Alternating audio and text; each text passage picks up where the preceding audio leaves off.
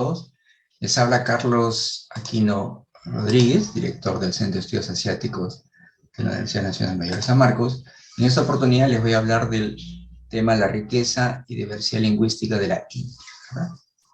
Antes de eso, permítanme comentarles algo brevemente sobre la India, la República de la India. Es un país inmenso con una extensión de 3.28 millones de kilómetros cuadrados y una población de 1.390 millones de habitantes, que lo hace el segundo país más poblado del mundo, ¿no? Además, India tiene una historia muy antigua, ¿no? Nos hablan, por ejemplo, de la existencia de la cultura del Valle del Indo, que floreció 3.300 a.C. hasta 1.300 a.C., o sea, India tiene más de 5.000 años de historia, ¿no? Además, dada la posición geográfica de la India, ha sido parte de las grandes rutas comerciales, ¿no?, que existían de Oriente y Occidente, como esta famosa ruta de la seda, ¿no?, que existió desde el primer siglo antes de Cristo hasta el siglo XIV en nuestra era. Y además ha sido sede de grandes imperios, ¿no? Imagínense ustedes ya el emperador Ciro el Grande de Persia estuvo medio milenio antes de nuestra era allí, ¿no? Y después ha venido el imperio mogol, por ejemplo, ¿no?, que es muy conocido por nosotros, el imperio mongol, por las famosas obras arquitectónicas como el Taj Mahal, ¿no?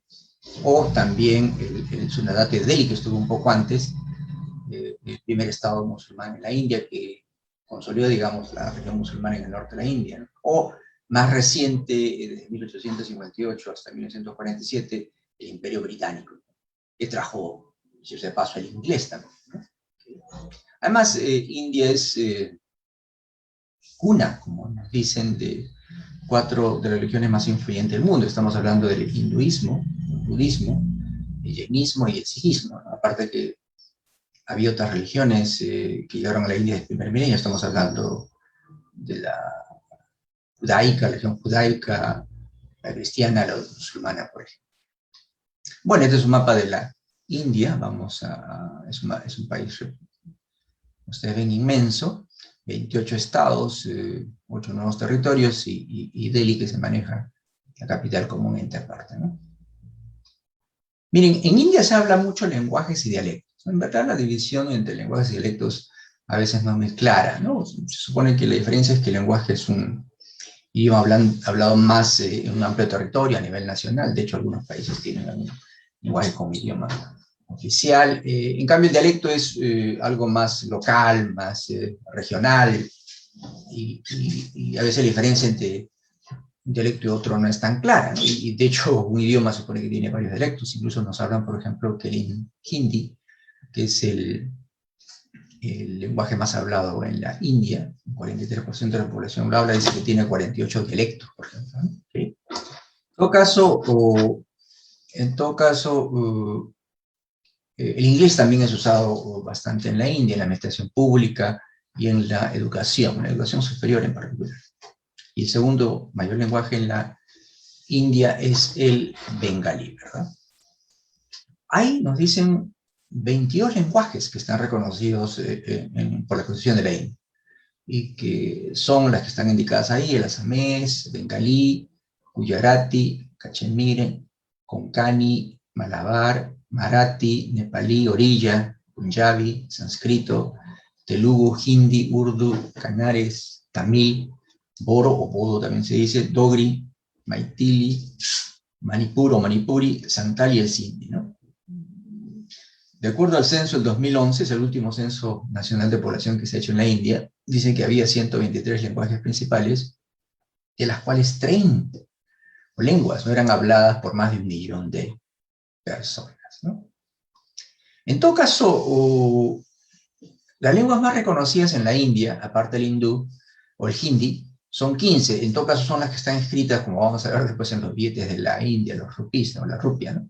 Estamos hablando del asamés, bengalí, gujarati, canaris, cachemir, konkani, malabar, marathi, nepalí, orilla, Panjabi, sánscrito, tamil, telugu y urdu, ¿verdad? Ahora, los lenguajes de la India tienen principalmente dos grandes orígenes, ¿no? De la familia indo-arios, que son las lenguas asamés, bengalí, gujarati, cachemir, marathi, nepalí, orilla, panjabi, sánscrito, konkani, urdu, hindi, dogri, sindhi y maithili, y que se hablan principalmente en el norte de la India, y los que derivan de las lenguas dravídicas, ¿no? Estamos hablando del canaries, el tamil, el malabar, el telugu, y que se hablan principalmente en el sur de la India. Adicionalmente, algunas derivan de las lenguas tibetano-birmanas, estamos hablando del bodó y el manipuro en particular, ¿no? Ahora, hay cientos de dialectos, ya hemos dicho, ¿no? Algunos de los cuales ya casi no se usan, ¿no? Por ejemplo, uno de los que prácticamente aún se enseñan, pero no hay hablantes nativos, es el sánscrito, por ejemplo, ¿no? Es muy conocido en la India, es muy importante en la India, vamos a ver por qué. Porque, y se le considera parte de la herencia histórica de la India como lenguaje clásico, ¿no? Como lo es también el tamil, por ejemplo, ¿no? En todo caso, con esta diversidad idiomática, lingüística que hay en la India, se dice que en India uno puede caminar algunos kilómetros y encuentra gente hablando otras lenguas. Por ejemplo, aquí tenemos una especie de estadística en base al censo del 2011. Por ejemplo, de estas 22 lenguas oficiales que existen en India, ¿qué porcentaje de la población lo hablan? Bueno, ahí tienen ustedes las estadísticas, lo pueden leer.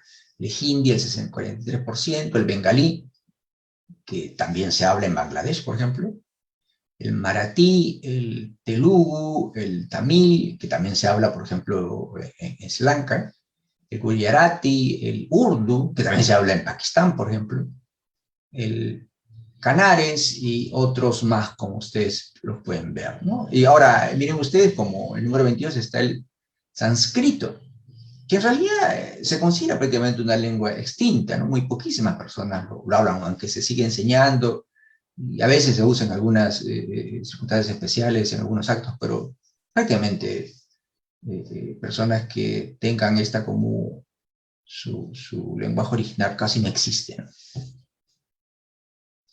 Aquí tienen otra estadística de, por ejemplo, en qué estados se habla mayoritariamente qué idioma, ¿no? Es interesante, estos son los 28 estados que tiene la India. Por ejemplo, vemos que en el estado de Andhra Pradesh tienen idioma oficial el telugu, pero no solo el telugu, miren ustedes, también el urdu, ¿no? Y también tienen, por ejemplo, Arunachal Pradesh, tienen, imagínense, el inglés como lengua oficial, ¿no? En Assam tienen el asamés, en Bihar tienen, aparte del hindi, también tienen el urdu, y así ustedes pueden ver, ¿no? En Bengala Occidental, que está en el número 28, ustedes pueden ver que tiene como lenguaje oficial el bengalí, pero además tiene varios, miren ustedes, tiene el hindi, el urdu, el santali, el orilla, el panjabi y el nepalí. Interesante, ustedes ven en estos 28 estados, en ninguno de ellos aparece el sánscrito como lenguaje oficial, ¿no? Ahora, en los llamados territorios de la Unión y en Delhi, ¿qué lenguaje se tiene como oficiales? Ahí pueden ver algunos de ellos, ¿no? En Andamán, las islas Andaman y Nicobar, está el inglés y el hindi. En el Chandigarh está el inglés, por ejemplo, ¿no? En Lakshadweep está en inglés, en Puducherry está el inglés, ¿no? Bueno, ¿por qué en estos lugares hay el inglés? Porque fueron lugares que fueron ocupados a partir del siglo XVI y XVII, pues, por los occidentales, ¿no? Especialmente los británicos, ¿no? ¿Okay? Bueno, este es un mapa lingüístico de la India, como habíamos indicado, el hindi, el panjabi, el cachemir se hablan principalmente en el norte, ¿no? El nepalí, que comparte con Nepal, el bengalí, que también se habla en Bangladesh, ¿no? Mientras que el tamil, el malabar, el canares, el telugu, se habla principalmente en el sur de la India, ¿verdad? Aquí tienen otro mapa lingüístico de la India, donde aquí están los estados también indicados, ¿no? Idiomas y estados. Por color pueden ver también que hindi es el más hablado, como hemos dicho. Bueno, estas son estadísticas del censo del 2011, el bengalí, el maratí y los otros idiomas más, o lenguajes más hablados, ¿verdad? Bueno, en todo caso, la escritura, no todos los lenguajes que se hablan en la India tienen escritura. Y en todo caso, ¿de dónde viene la escritura? La escritura dicen que está basado en el alfabeto arameo, ¿no? Que fue, como se dice, el prototipo de la escritura para mí, que es el antepasado de todas las escrituras de la India, ¿no? Se dice que esta transmisión, ¿no?, ocurrió probablemente en el siglo VII antes de Cristo, ¿no? La escritura arameo, en todo caso, tuvo que adaptarse a la lengua indoaria de la India, ¿no? Y hay, pues, evidencias de la clara influencia de estas lenguas semíticas del Oriente Medio, de la península arábica, en la escritura brahmi, ¿no? Por ejemplo, se escribe brahmico, de igual forma con las otras lenguas semíticas de derecha e izquierda, ¿no?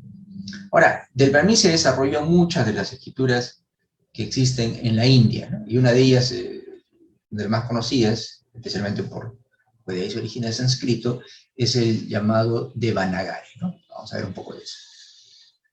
La escritura Devanagari viene, bueno, la palabra Devanagari viene de dos palabras, ¿no? Deva, que significa divino, y Negari, que significa escritura de la ciudad. Entonces puede interpretarse como escritura de los dioses, algo por el estilo, ¿no? Y es la escritura utilizada para el sánscrito, miren ustedes. Esta es la escritura india más importante porque se usa en muchos de los lenguajes hablados, ¿no? Hablados y escritos, ¿no? Consta de 48 signos, 48 vocales y diptongos y 34 consonantes básicas. El Devanagari se consolidó, llegó a desarrollarse plenamente como escritura y es la que se usa actualmente, nos dicen, entre los siglos VII y siglo IX. ¿Verdad? Y muchos lenguajes de la India usan esta escritura. En la parte sánscrito tenemos, por ejemplo, el maratí, el hindi, el boro, el nepalí, el dogre, el maithili, el cachemir, konkani, sindhi y el santali. El Riqueza, uno de los textos más famosos de la India sagrada, está concebido, por ejemplo, en sánscrito védico, el sánscrito antiguo, ¿no? Y las sutras budistas también están escritas en sánscrito, especialmente el budismo, como ustedes saben, tiene una influencia muy grande, ¿no? No solo en toda Asia, ¿no? Asia Oriental especialmente, ¿no? Las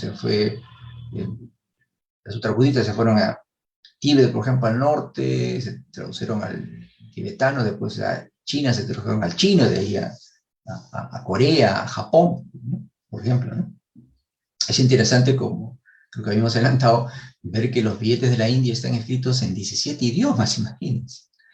En el anverso está en inglés y hindi, y en el reverso están 15 de los 22 idiomas oficiales de la India. Veamos esto. Miren, aquí tienen, por ejemplo, el billete de 10 rupias. Este es el anverso, tienen el inglés, tienen el hindi, también acá está otra vez inglés, hindi, y en el reverso está escrito en 15 dialectos, ¿no? Entonces, 15 dialectos más inglés y hindi, 17. Ahora, ¿qué dialectos, qué idiomas, lenguajes se usa acá? Bueno, eso no, para ver eso, veamos esta diapositiva. Nos dicen, por ejemplo, que este es el asamés, o sea, está en asamés, bengalí, gujarati, canares, cachemir, konkani, malabar, maratí, nepalí, orilla, panjabi, sánscrito, tamil, telugu y urdu, imagínense. Interesante, ¿no? Bueno, aquí también tienen el billete de 2.000 rupias, que es uno de los más alto valor, ¿no? De más alto valor, me parece. Tienen, por ejemplo, en inglés, en hindi, y los 15 lenguajes de los 21 o 22 oficiales que existen, ¿ok? En todo caso, datos interesantes sobre cómo se usan, pues, esta multitud de lenguajes, dialectos. ¿Se usan? ¿Cuántos son los que se usan? ¿Y dónde se usan? ¿Cómo se usan? ¿No? Por ejemplo, tenemos que en las escuelas de la India nos dicen que se utilizan entre 58 a 69 lenguas, ya sea que se usen como medio de instrucción o porque, por ejemplo, puede ser que en Delhi usen el hindi, pero también se enseña el urdu, ¿no? Como otra lengua, ¿no? ¿Okay? Los diarios, por ejemplo. Hay una multitud de diarios en la India y dice que estos se publican principalmente en 87 lenguajes, ¿no? Y las radios nos dicen tienen programas en 24 lenguajes y 146 dialectos. Ahora, la película es muy famosa, la India, el famoso Bollywood, ¿no? Miles de películas hace la India, pero estas miles de películas son hechas principalmente en 15 lenguas, ¿verdad? Y obviamente ustedes podrán deducir de lo que se ha dicho, de lo que se ha visto, que en India pues hay personas que pueden hablar probablemente dos o más lenguas, ¿no? Por ejemplo, hablan una lengua que es la lengua materna, la que aprenden en la casa, otra la que estudian en la escuela, y si van a la universidad también usarán el inglés, ¿verdad?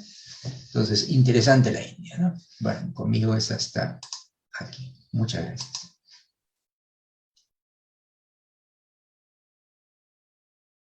Namaste. Saludos todos y todas. This is Dr. Ayam Gupta from India.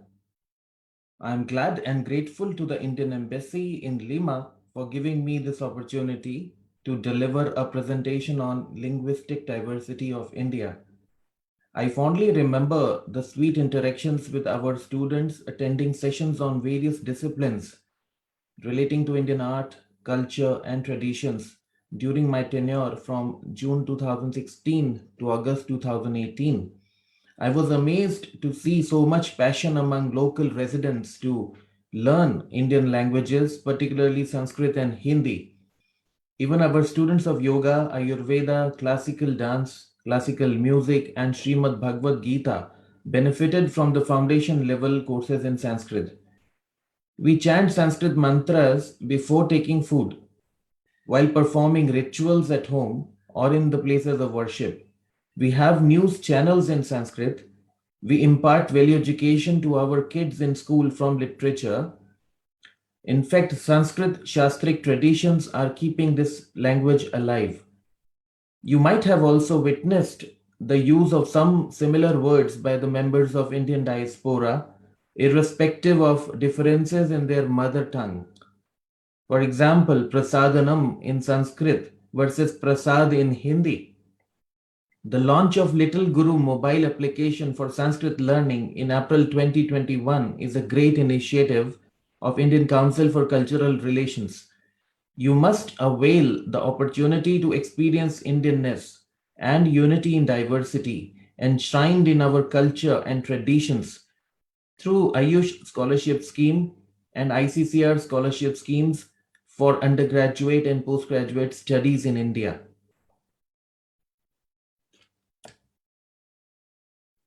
It is a very good time to deliberate on this topic. Firstly, we are celebrating the 75th anniversary of Indian independence. This presentation is made as a part of these celebrations. Secondly, United Nations has marked 2022 to 2032 as an international decade of indigenous languages to promote multilingualism and cultural diversity. The contents of the presentation are therefore meant for general awareness. Knowledge has no end, and I sincerely hope that you would find value for the time spent listening to this presentation. The first part of the presentation is an overview of linguistic diversity of India. An attempt has been made to clarify some key words, to sensitize the participants towards languages in danger, and to make them aware of the advocacy efforts at global, regional, and local level in order to sustain the linguistic diversity. The second part of the presentation is focused on Sanskrit language and literature. A documentary of about 4 minutes is included to give you a glimpse of a unique village, Mattur village of Karnataka state of India.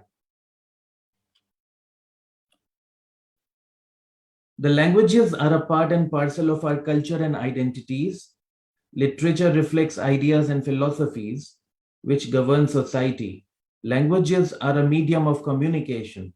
An effective system of communication requires meaningful understanding of and ability to make use of a collection of sounds, gestures, written or typed characters, words, or symbols, etc. Any language may have many dialects or local level variations of the same language. Mother tongue is the language in which a mother talks to her child, or the language commonly used in the household where the child is nurtured. Early childhood education in mother tongue gives better learning outcomes. Languages binds us together as a global community. Sadly, estimated more than half of the world's 7,000 languages are in danger of disappearing. UNESCO's Atlas of the World's Languages in Danger is a tool to monitor the status of endangered languages and the trends in linguistic diversity at the global level. It is intended to raise awareness among policymakers, speaker communities, and the general public regards an imminent need to safeguard the world's linguistic diversity. As per current data of this atlas, Peru has 62 languages, Bolivia has 39, and India has 197 endangered languages. The intergenerational language transmission must remain uninterrupted. When it becomes interrupted, the language becomes vulnerable to extinction. And gradually, over a period of time, it becomes extinct. Every year, we are losing many such indigenous languages, perhaps to bring this issue to limelight and address it with community participation, UN observances are made. Perhaps in this context, only 2022 to 2032 is going to be celebrated as an international decade of indigenous languages. Now, we're coming to the interesting facts of India. There are 22 scheduled languages, 122 regional languages, and 6 classical languages in India.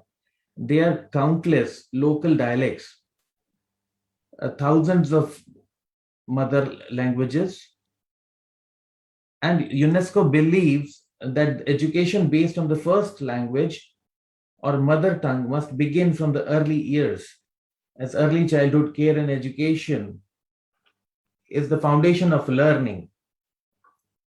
Now, Tamil is the oldest Dravidian language spoken in Tamil Nadu and Puducherry.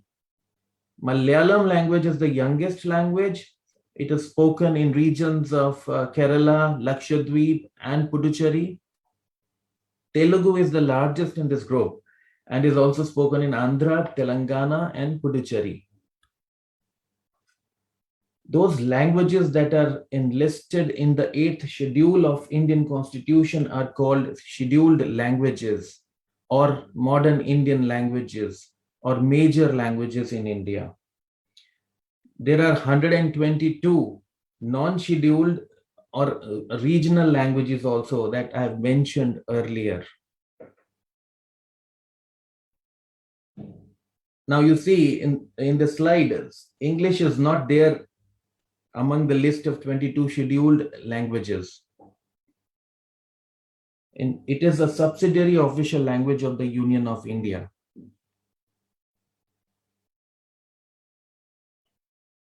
Now, 6 of the aforementioned 22 scheduled languages are given a special tag of classical languages due to their high antiquity, ancient literature, original literary traditions, and distinct identity from modern languages. These 6 languages are Tamil, Sanskrit, Telugu, Kannada, Malayalam, and Odia. They are promoted in a special way by Ministry of Education. There is a provision of 2 major annual international awards for scholars of eminence in classical Indian languages. A Center of Excellence for Studies in Classical Languages is set up. The University Grants Commission of India has been given a mandate to establish professional chairs for the classical languages in at least central universities of India. The Ministry of Culture has also listed some institutions dedicated to classical languages. The institutes dedicated to Sanskrit language are Rashtriya Sanskrit Samsthan, New Delhi, Maharishi Sandipani, Rashtriya Ved Vidya Pratishthan, Ujjain, Rashtriya Sanskrit Vidyapeeth, Tirupati, Shri Lal Bahadur Shastri, Rashtriya Sanskrit Vidyapeeth, New Delhi. The institutes dedicated to Telugu and Kannada languages are the centers of excellence for studies in the respective languages at the Central Institute of Indian Languages, established by the Ministry of Education, which was formerly known as Ministry of Human Resource Development. Likewise, the institutes dedicated to Tamil languages is the Central Institute of Classical Tamil in Chennai. So the fact is that there is no national language of the Union of India. Hindi is the most widely spoken official language, and English is the subsidiary official language of the Union of India. Indian Constitution allows flexibility to the states to choose their official languages other than the scheduled languages. Several states have adopted regional languages as official languages. For example, Tripura has adopted Kak Barak from Sino-Tibetan family, and Mizoram has adopted Mizo and English as official languages in these states. There are 5 major language clusters or language families in India. The Aryan and Dravidians are the biggest groups. Sanskrit language evolved from the Indo-European or Indo-Aryan group, but it has a lot of influence on Dravidian group of languages as well. The ancient Sanskrit texts have references to Sino-Tibetan and Nostric group. Some tribal languages remained unclassified, hence they are placed under a separate group as others. The advocacy efforts are going on for decades at the global, regional, and local level for promoting multilingualism and cultural diversity. The United Nations observances, namely International Decade, International Year, International Week, International Days, etc., are powerful UN advocacy tools. They are meant to educate the public on issues of concern, to mobilize political will and resources to address global problems, and to celebrate and reinforce achievements of humanity. Some relevant UN observances are listed here for your ready reference. It is prudent to mention here that February 21 is celebrated every year as International Mother Language Day. This UN observance recognizes that languages and multilingualism can advance inclusion, and the Sustainable Development Goals focus on leaving no one behind. Government of India has established National Mission for Manuscripts. Through the provisions in National Education Policy 2020, Indian government has emphasized on classroom instructions in mother tongue, regional language, or local dialect to educate the students up to grade 5 and preferably up to grade 8. Indian literature abroad is a great initiative to promote translation of Indian literary heritage, making it accessible to expatriates in their own languages. Now, let me give you a brief introduction of Sanskrit, which is considered as a language of God. Sanskrit scholars were considered elites in society. It is one of the scheduled classical languages which has a very vast literature. To popularize this language, Indian government has been celebrating World Sanskrit Day every year since 1969. Mattur village deserves special mention here as all the residents of this village are proficient in Sanskrit. They are called Sanketis, Brahmins. They speak both Sanskrit and a rare dialect, namely Sanketi, which is a mixture of four languages, that is Sanskrit, Tamil, Kannada, and Telugu. Mattur village is a perfect example of education for sustainable development and global citizenship. The residents are rooted to Vedic tradition and are also well versed with use of high-tech digital equipments. This village has given many brilliant professionals. The inquisitive learners of Sanskrit from any part of the world, irrespective of their religion, are welcome here.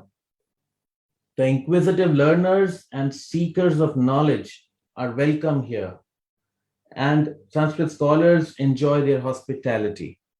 Let us watch a short documentary about 4 minutes on Mattur.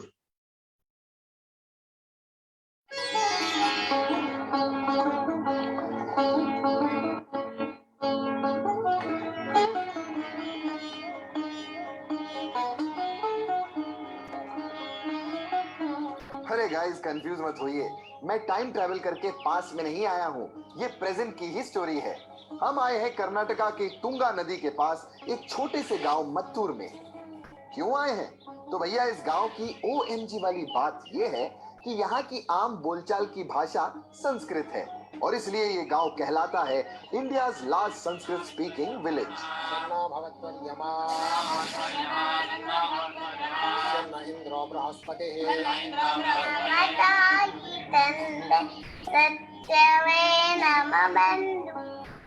जी हाँ, यहाँ के बच्चे बूढ़े जवान सब हैं Sanskrit language के विद्वान। मैं वेद शास्त्रों का अध्ययन किया हूँ, परंपरा से मेरा पिता से, और अन्य लोगों को वेद शास्त्रों का संस्कृत का अध्यापन कराता हूँ। महाभारत रामायण काल में सब लोग, सब धर्म के लोग संस्कृत में बात करते थे, केवल ब्राह्मण के नहीं था। परंतु कालांतर में अन्य लोगों का इच्छा केवल धन से हुआ, केवल प्रापंचिक सुख से हुआ, इसलिए सब लोग संस्कृत को छोड़ दिया। वाह! और इनका ऐसा करने के पीछे सिर्फ और सिर्फ एक ही मकसद है, वो है ह्यूमन हिस्ट्री की सबसे पुरानी नोन लैंग्वेजेस में से एक संस्कृत को बचा कर रखना। संस्कृत एक धर्म की भाषा नहीं, संस्कृत एक फिलॉसफी है। संस्कृत अध्ययन से प्रेम, विश्वास, दृढ़ निश्चय सब उत्पन्न होता है। बहुत प्रभावशाली है संस्कृत। संस्कृत को कई इंडियन लैंग्वेजेस की जननी माना जाता है। आपको पता है इंग्लिश वर्ड मैन संस्कृत शब्द मन्नु से डिराइव है। इसी तरह चंपू से बना शैम्पू, घास से बना ग्रास। जी हाँ, ऐसे कई इंग्लिश वर्ड्स हैं जो संस्कृत से इवॉल्व हुए हैं। OMG मतलब लैंग्वेज के मामले में संस्कृत इंग्लिश की पप्पा है। दूसरी सिटी से भी कई पेरेंट्स अपने बच्चों को संस्कृत पढ़ने यहाँ भेजते हैं। We are teaching Sanskrit from LKG to 10th standard. Each and every day, one period for Sanskrit. That's why all students are able to speak Sanskrit. That's why Sanskrit is living language in Mattur. लेकिन अगर आप संस्कृत सीखना चाहते हैं और मेहनत करने को तैयार हैं, तो मत्तूर विलेज आएं और फ्री में सीखें। संस्कृत सीखने के लिए केवल 15-20 दिन चाहिए, परंतु उस पर नियम है इधर ही रहना, सदा संस्कृत में ही बोलना, संस्कृत को सुनना। जो विदेशी लोग हैं और हमारा देश के लोग हैं और विदेश में बसे हुए हमारा देश के लोग, उनको भी स्काइप में मैं निःशुल्क संस्कृत का अध्ययन कराता हूँ। क्या बात है गुरुजी, घर बैठे बैठे 20 दिनों में संस्कृत का ज्ञान। मत्तूर में ना ही कोई होटल है, ना ही कोई रेस्टोरेंट और ना ही कोई गेस्ट हाउस। यहाँ के लोग गेस्ट को अपने घरों में ठहराते हैं और घर का खाना सर्व करते हैं। मत्तूर के NRI भी अपने गांव की जड़ों से दूर नहीं हुए हैं। वो हर साल यहाँ आते हैं और अपने गांव की हेरिटेज और कल्चर से जुड़े रहना चाहते हैं। देखिए, यहाँ के लोग संस्कृत में बात करते हैं, इसका मतलब ये नहीं है कि आप इन्हें आदिकाल का समझे। यहाँ सभी मॉडर्न एमिनिटीज हैं। बच्चे मॉडर्न गैजेट्स यूज करते हैं। यहाँ वैदिक मंत्रों के उच्चारण की गूंज भी है और 21st सेंचुरी की सारी फैसिलिटीज भी। संस्कृत एक खुली सोच की भाषा है। जिस सोच को इस गांव के लोग युगों तक बरकरार रखना चाहते हैं। संस्कृत भाषा को 21st सेंचुरी में भी बनाए रखने का जो एफर्ट इन लोगों ने किया है, सच में उसकी जितनी सराहना की जाए उतनी कम है। I hope you liked the presentation, especially the documentary. So now we move on to an overview of the vast literature in Sanskrit. Vedas are the earliest known literature in India. The Vedic knowledge is believed to have revealed during deep meditative states and passed on by generations through enlightened gurus to their disciples. Various Sanskrit scholars have also written treatises and compendiums on various themes such as law for social order, economy for peace and prosperity, astrology, Indian medicine, stories, poems, encyclopedias covering myriad themes, etc. UNESCO has also declared the oral traditions of Vedas in India as a masterpiece of the oral and intangible heritage of humanity. Bhandarkar Oriental Institute, Pune, has about 28,000 manuscripts, out of which 30 manuscripts belongs to Rig Veda. There are other institutes also having critical editions of Rig Veda, such as Vedic Sanshodhan Mandal, a premier institute for Vedic studies in Pune. I hope you now have some orientation and understanding of linguistic diversity of India. Indian linguistic and literary history is quite unique. Though different language clusters are distinct, yet they share a common heritage and core identity. The new India, celebrating her 75th anniversary of independence, is engaged in the act of constant and ongoing cultural translation and interpretation. The National Education Policy 2020 has given a roadmap for further promotion of linguistic diversity in India. The future of Indian languages seems promising in terms of commitment of policy makers for establishment of Indian Institute of Translation and Interpretation, strengthening of other departments and programs in Indian languages, mainstreaming Sanskrit in school and colleges, and transforming Sanskrit universities into large multidisciplinary institutions of higher learning. The students, academicians, researchers in linguistics or Oriental studies may refer to some of the recommended sources mentioned here. These are the references of books, catalog, and important web links used in the presentation for literature review. There are many more books than those listed here, which may be referred to for additional learnings. Thank you for the patient hearing and best wishes to one and all. Thanks to my colleagues in Indian Embassy again for this opportunity, and to Ms. Cindy Supanta for her coordinations. Namaste. Jai Hind.